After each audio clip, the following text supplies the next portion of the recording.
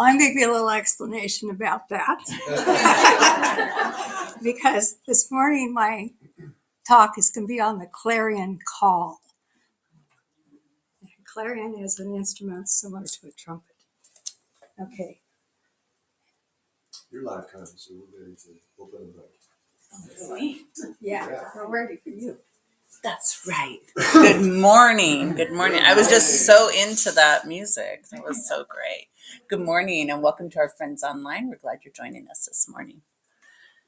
All right, so I invite you to our opening prayer with me. Okay. As we gather today in this sacred space, let us begin with a breath. Just a slow, conscious inhale and a gentle release. We acknowledge that the energy in our world can feel heavy at times, dense with uncertainty, noise, and change.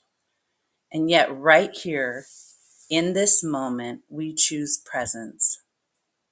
With each breath, we soften. With each breath, we arrive. With each breath, we remember that peace is not somewhere else. It's available within us now. May we listen to Reverend Connie's message with intention. May we listen not only with our ears, but with our hearts. May we listen deeply beneath words, beneath opinions, for the truth that she speaks this morning. We invite understanding, we invite insight, we invite the quiet wisdom within each of us to recognize itself. And together in community, we are present and we receive. And so it is. Amen. I'd like to invite Reverend Connie to the... I did. Yeah. I'll welcome Reverend Connie.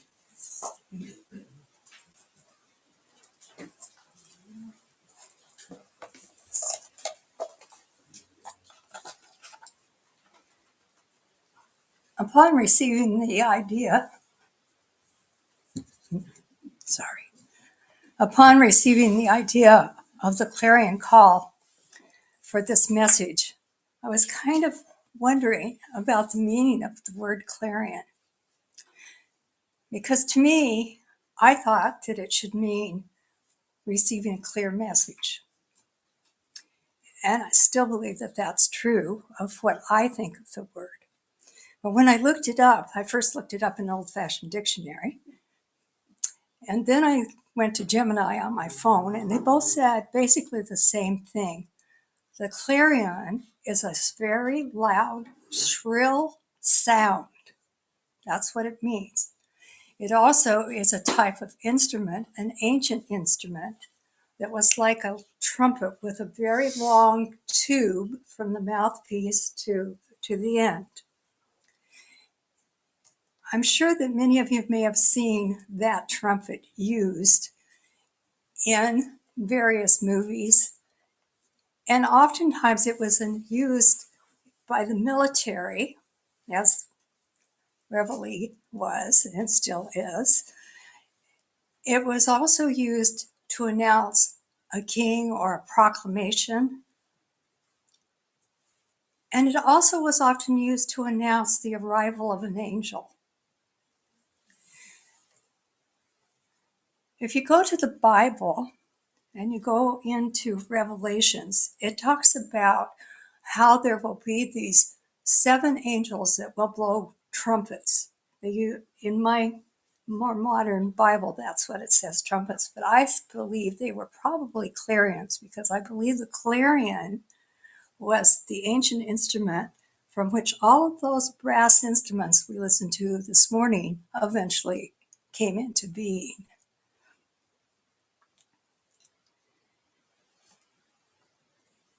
After the 7, or the first 6 angels blow their trumpets, they give forth warnings and proclamations about what is to come to the people who are non-believers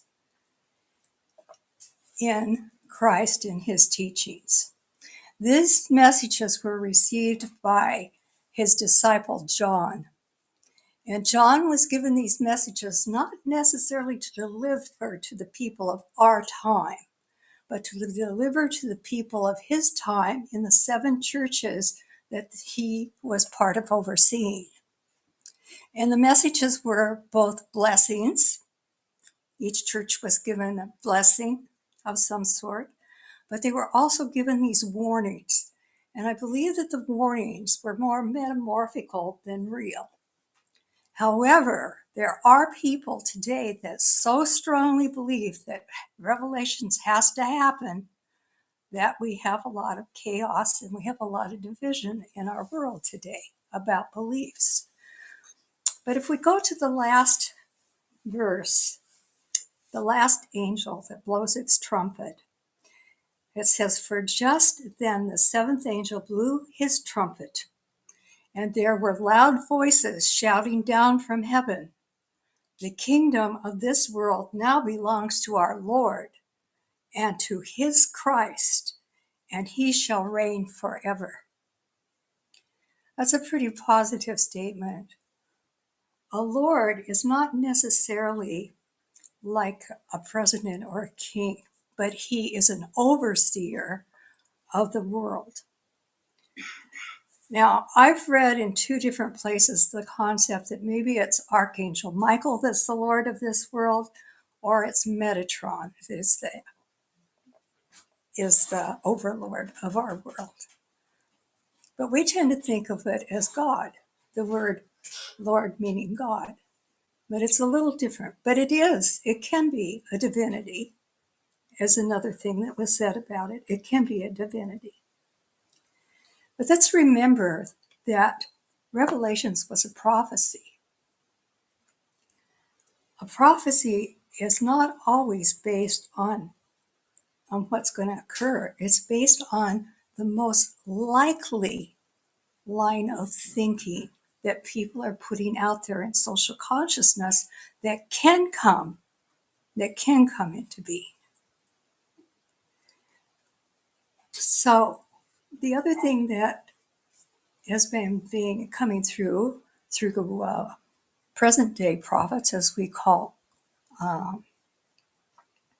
channelers, is that in our time, right now, we're facing like 2 roads. We're like at a crossroads. Our timelines are 2 different timelines that we can go down. One of them is leading us more towards more and more reliance upon artificial intelligence, and that could be dangerous to us if it goes too far. It could be come under the control of people that we might not like it under the control of, that would then in turn control. Or we could go down the other timeline and use it wisely, and we can begin to accept the fact that we are at the end of that long, long cycle of 26,000 years when a new age is upon us, the age of Aquarius. What does that mean to us? What are we seeing in our world? We're seeing things crumbling down. What happens in nature? Things crumble down. Why? For rebirth. What are we rebirthing here? It's up to us. We have a choice of what we're going to rebirth here. I don't know how many of you are familiar with the work of James Renfield and his Celestine Prophecy books. But in Shambhala, which I think is his 11th book, which I thought was kind of interesting since the verse I read you about the Bible and the 7th angel is the 11th verse. In his story, there's this wonderful society that has built up, but there's also people that want to tear it down, that want the old way, that want that that destructive nature to continue. And so that's what's going on. In a sense, that's kind of where we're at, where we're standing today. That's why we have this duality situation. Why? Because our world was made to be a world of duality. In fact, I've read that the whole universe that we live in was. But here's the clarion call coming in. The Creator has put forth a clarion call that allows the angels to come and those to come to help us to make this change, this transition, to move forward in our evolution. But we are, as individuals, that choice as well. If we look at what's happening, we have had plagues, we've had inflation, we've had governmental issues, our educational system is a bit of a mess, our medical and drug situation is a bit of a mess.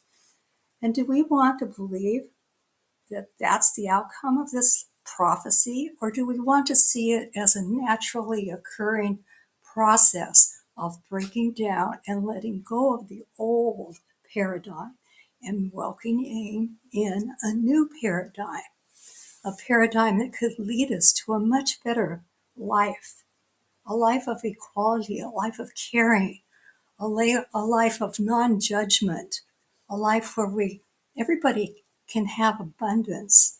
Everybody can do things that they truly enjoy to do in life. Wouldn't that be a far better world? The new world.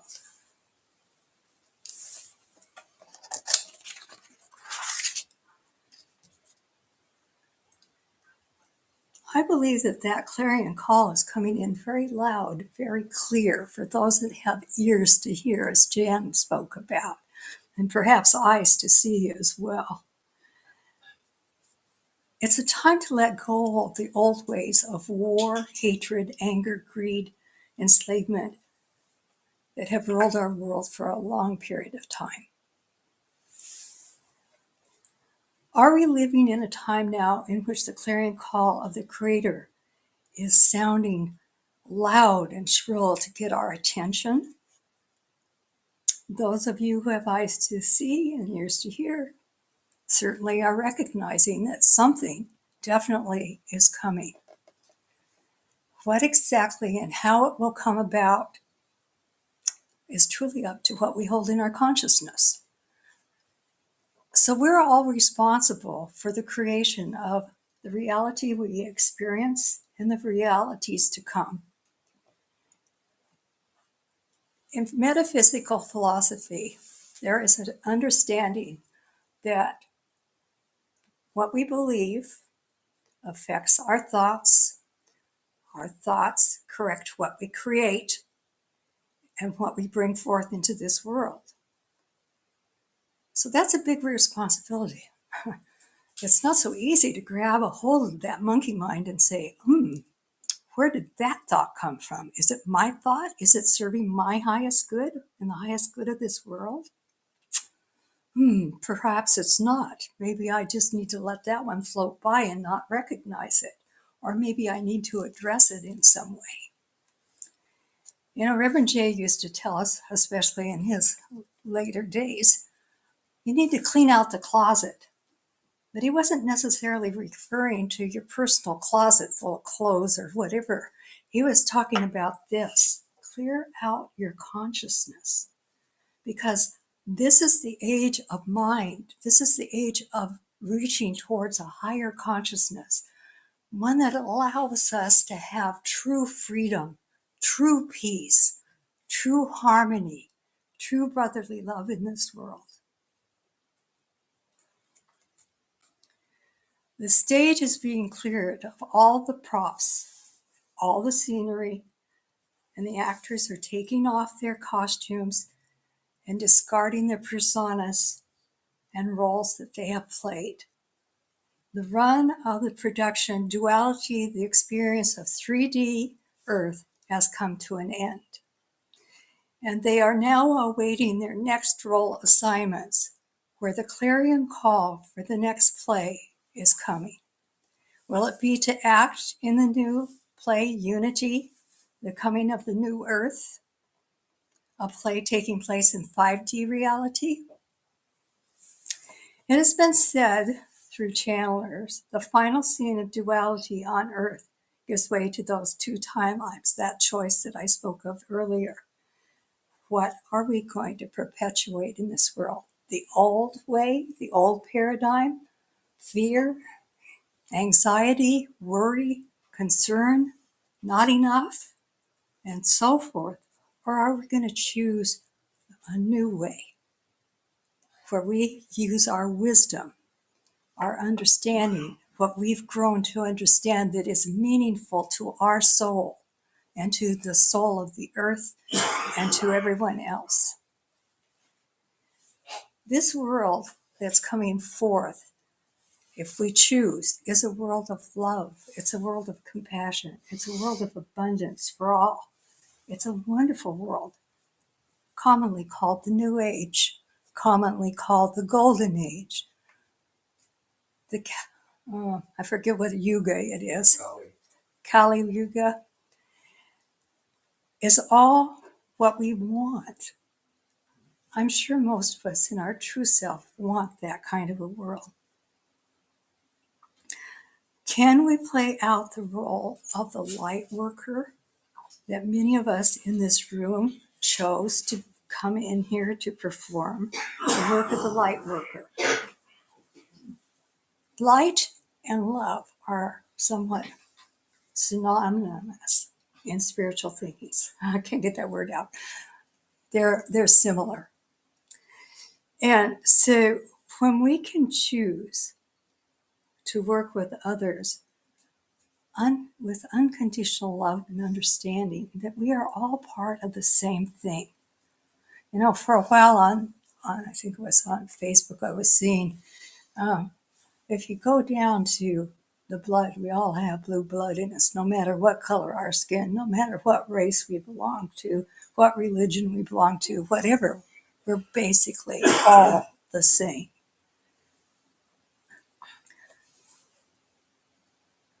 Do you choose to hear the clarion call for the new earth? What role have you been playing in 3D? Many of us today are taking a closer look at the role in life we have played. And we're asking ourselves, how have I gotten to the place that I'm now in presently? And when we look, there may be things that we want to clear out of our closet, things we might want to bring in that are new, because we start paying attention to what's going on up here in our minds, in our consciousness. When I asked myself this question, I found myself reviewing my journey from childhood to adulthood and into now. When I was very young, in my childhood, I always wanted to be a doctor. When I'd go to my grandmother's for the summer, she'd take me to the dime store and say, "You can have something." Well, it was always the doctor or the nurse's kit, which I played with my dolls, or my grandpa's dog if he'd let me. He wasn't too crazy about shots.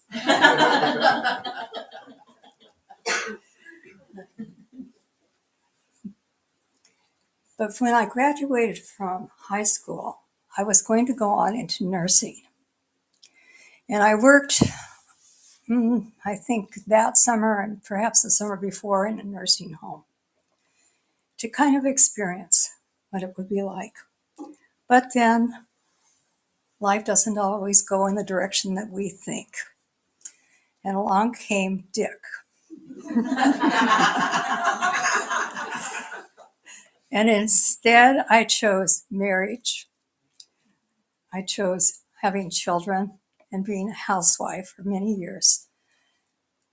And we moved from where I lived in Seattle area and where Dick was stationed in the service to Alaska, to Anchorage, Alaska. We lived there for a little over 20 years. But while I was there, the whole thing of alternative medicine was starting to come forward, and you were seeing information about this. I'm looking at the local paper one day and I see an advertisement for a volunteer position as a receptionist in the Radiant Health Center. And it was while I was working there that I came across the idea, or the clarion call, truthfully, that I wanted to be one of those kind of practitioners that was working there. But what kind of practitioner? So one day I'm at the health food store and I pick up some kind of health magazine, and there's an advertisement for an herbal school out of Canada, the Dominion Herbal College. Back in the 40s, that had been a thriving school. It was now down to a correspondence course. So I took the correspondence course. I went to Canada and went to a symposium run by the director of the school, and I became an herbalist. I wanted to practice as an herbalist. So I worked for a short period of time. Oh, well, maybe it wasn't so short, several years, for Anna's Health Foods in Anchorage. And there I sometimes saw clients, and sometimes I just worked the counter and helped her with her deli and making sandwiches and so forth. At the same time, I was raising two boys, and Dick was working for IBM. Well, along came an opportunity that, it just felt such a great call to work with a naturopath. But Dick also received a call. His was that he could perhaps go into managerial position with IBM. Well, that took us to North Carolina for a period of time while he worked at a place in North Carolina where they were producing a new IBM machine. And from there, after a couple of years, we went to Kansas, where he was working on another project with IBM, because the managerial thing did not come through. Well, while we were there, I was still interested in health food and still interested in metaphysical reading and so forth, but I didn't practice herbalism at all. Then we made a final move to Salem, Oregon. And when we moved here, it was kind of miraculous because we were choosing originally to move out here and to quit IBM, because IBM usually doesn't move people where they want to go, only where they want to send them. But they moved us. Dick and I both felt strongly that we were supposed to look west of Salem, which we did. And eventually we lived out in Dallas for a while. It was when I was in Dallas, Oregon, that I decided I wanted to get back into my herbalism. And so I started a little store out of my own home. But people really didn't like to just come 4 miles out of town. And a lot of them thought I was an herb nursery. So we did try that for a little while, but that didn't get very far either. But then a clarion call really came forward. I heard about a woman who was looking for someone to start an herbal course for her then developing massage therapy school. So I went to work with Marlene Doherty and her school. I had an office there and I did see clients, but every morning I got up, I was so happy and so exuberant about going there and working on developing this course of study. The next calling came when the dandelion herbs and things that I'd first started out in Salem, where I managed for a while, was offered to me to take over that business. But that wasn't to be either, because when we consulted with someone at the bank about it, they advised us not to take on somebody else's business because there was no guarantee that their customers would come back to you. So we decided to start our own business. And so the Herb Lady was born. And we ran that business here for a little over 20 years. And our business included not only the sales of herbs and vitamins, but other health-related items. It also, I did private consulting on a regular basis, sometimes seeing 3-4 people a day.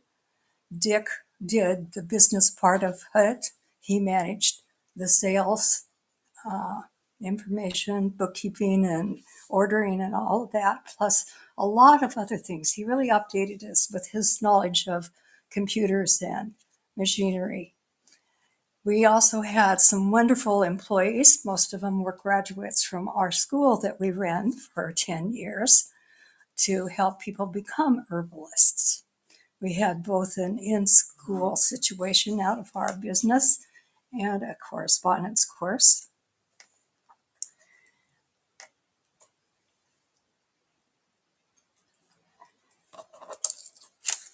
But why we had our business here on Lancaster, I had a customer come in one day who went to Woodland Chapel. And I had been to Woodland Chapel one time to a special thing that they had. So I knew of it. But when Dick and I came out here, we had been involved with Unity. We tried the Unity Church here in Salem, and it wasn't what we wanted to be involved in. And so we hadn't been involved in a church. But we truly needed something outside of our contact with the people in our business. So we chose to go to Woodland Chapel, and we liked it there. We wound up staying for 15 years. And I became what was known as a practitioner there. A practitioner was kind of someone that helped the ministers, and it did prayer treatments and counseling with people. And I did that for a number of years. Well, that church was going to go through a transition and was going through a transition time where they were going to give up their independent church status and join the National Science of Mind, which is now Centers for Spiritual Living. We knew Madge. She used to come to our church and do her drum circles there. I had seen the sign for the home center, but not knowing what exactly it was for a lot of years. So we decided we'd try here. Well, that was 10 years ago. At the time that I came, I really liked taking classes, but the only one that was being offered was a ministerial class. But I had no idea that at the end of it, that you were going to be offered to become a minister here at this church. But I chose not to at that particular time. I really needed one more class. Well, Madge came to me at some point and offered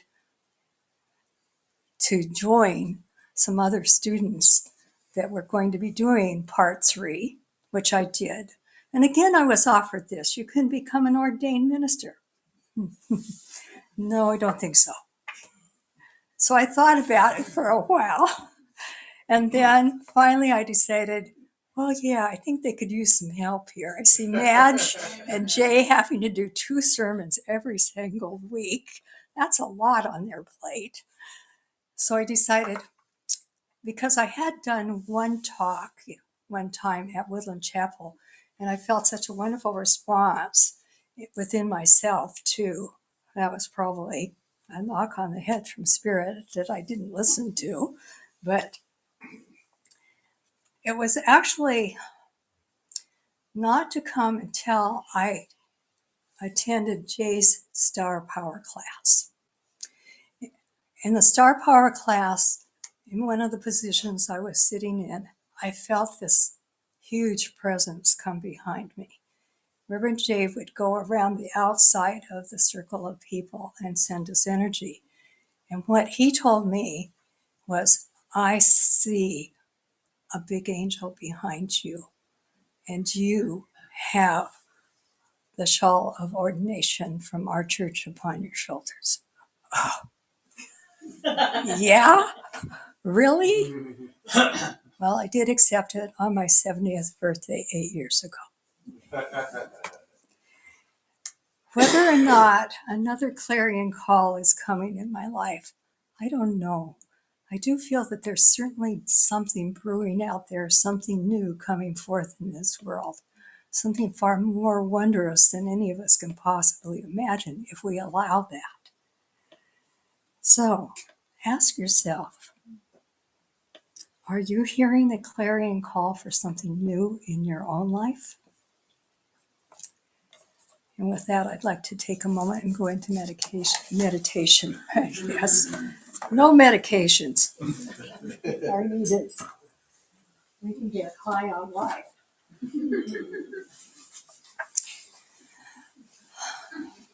Let's take a few deep breaths and center ourselves.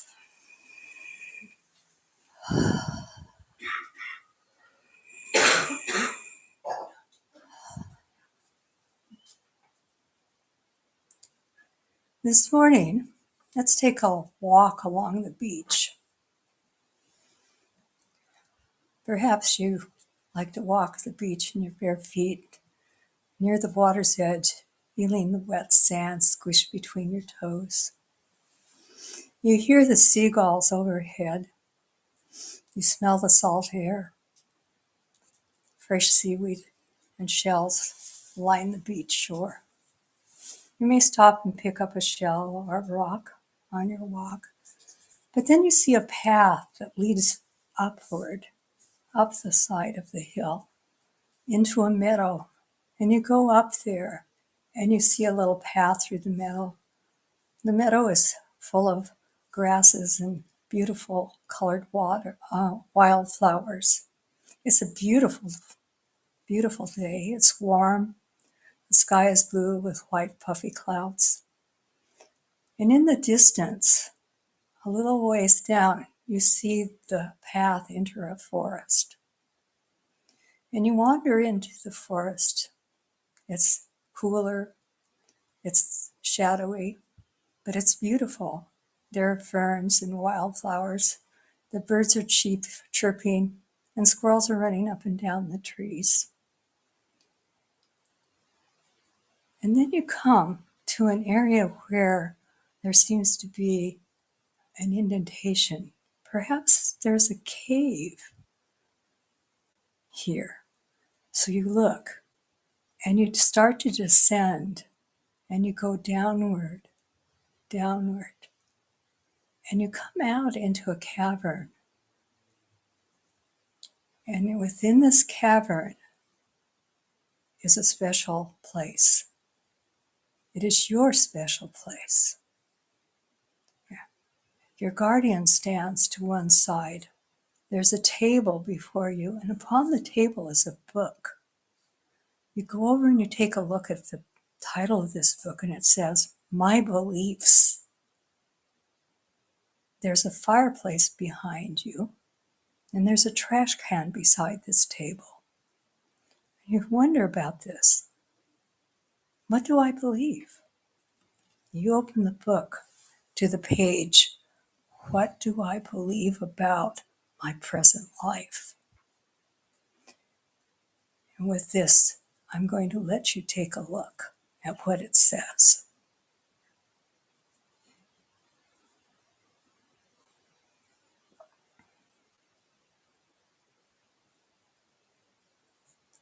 Perhaps it says something that you would like to discard. You have a choice. There's an eraser. You could just simply erase it. Or you could tear out the page and throw it in the garbage or in the fire. But whatever, you then take up your pencil and you write something new, something that cancels that which you discarded, something that you want to experience in your present life.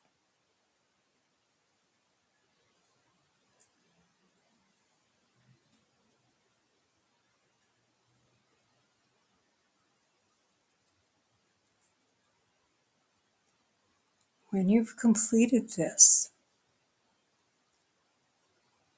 You close the book, you get up, you walk back down the path to the beach, and then back to however you came to be, which was from this room. So come back into this room, wiggle your toes, rub your hands together, open your eyes, and come back.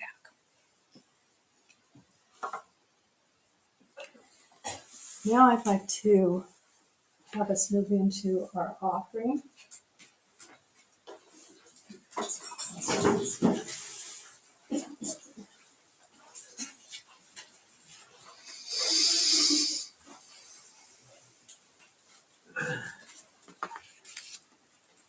As we prepare our offering to the home center, let us hold it in our hands and charge it up with the energy of alignment, generosity, and sacred intention. We know that this gift is an energy that goes out from us to help support the home center and then outward into the community and eventually circles back onto us. It is a circulation of energy that our gifts go along. It will multiply for the highest healing, growth, and service to us and our community. As the basket is coming around, please fill it with your blessings, and we thank you for your generosity and for continuing support of our good works here at the Spiritual Home Center. And so it is. Now I'm going to invite Reverend Jen back up for the inspirational story and the closing prayer. And do you want to go on and invite Madge for the announcements and so forth? Okay. Thank you, Connie.